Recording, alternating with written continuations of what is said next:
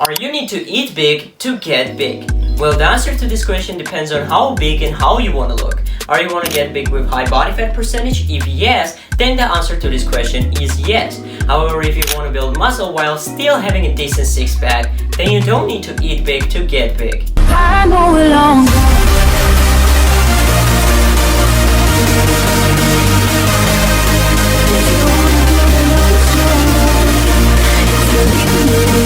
This picture of mine was from 6 months ago when I weighed just 15 kilograms, and this is me now weighing 62 kilograms, and I still have a good six-pack. I'm still eating in a caloric surplus, but the size of that surplus plays a crucial role in how you are going to look. This study from 2023 by Eric Helms and colleagues took 21 trained lifters who performed resistance training 3 days per week for 8 weeks and divided them into 3 groups.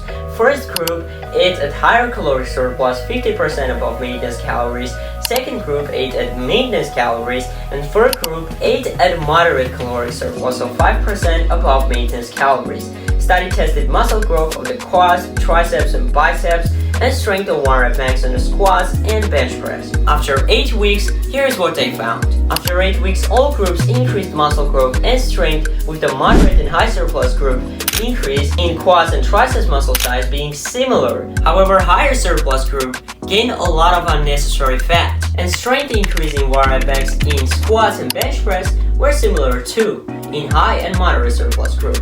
In conclusion, study recommends conservative energy surpluses scale to resistance training experience from 5 to 20% over maintenance calories, or rates of weight gain from 0.25 to 0.5% of body mass per week, and that more advanced trainees can get away with smaller surpluses and gain weight slowly. And I approached my goal by eating a moderate caloric surplus, like from 200 to 300 calories. And I still gained a little bit of fat, but overall I can still see my abs. If you want to bulk up faster, then obviously you need to eat at higher caloric surplus and be okay with extra fat gain.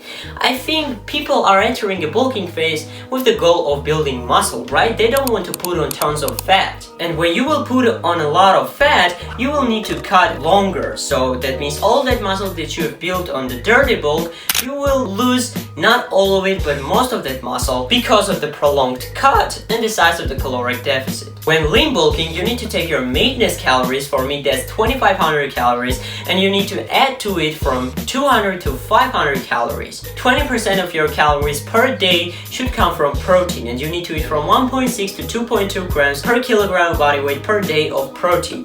Then 20% of your calories should come from fat, and fill the rest with carbs. You can have 3 to 5 meals per day depending on how hungry you are throughout the day.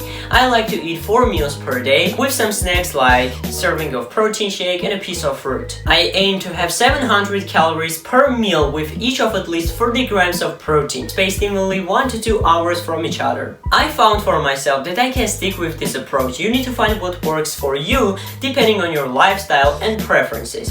Aim to eat the majority of your diet from healthy foods and whole foods. And on the days where you want to have a dessert or you can't eat your daily caloric number, have something fun, but always remember about moderation. This approach is going to maximize your muscle growth if your training is on point, of course, while minimizing fat gain.